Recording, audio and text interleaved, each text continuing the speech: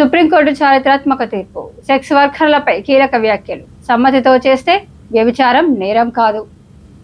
దేశంలో సెక్స్ వర్కర్ల హక్కులపై భారత అత్యున్నత న్యాయస్థానం చారిత్రాత్మక తీర్పును వెలువరించింది. ఇష్టపూర్వకంగా వ్యభిచార వృత్తిని ఎంచుకోవడం చట్ట ప్రకారం నేరం కాదు. 18 ఏళ్లు పైబడిన వారు తమ ఇష్టపూర్వకంగా వ్యభిచార వృత్తిని చేసుకోవడం రాజ్యాంగంలోని ఆర్టికల్ 21 పరిధిలోకి వస్తుందని స్పష్టం చేసింది.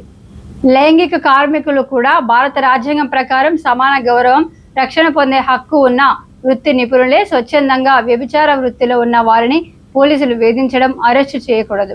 దాడులు జరిగినప్పుడు వారిని బలవంతంగా రెస్క్యూ హోమ్లకు తరలించరాదు.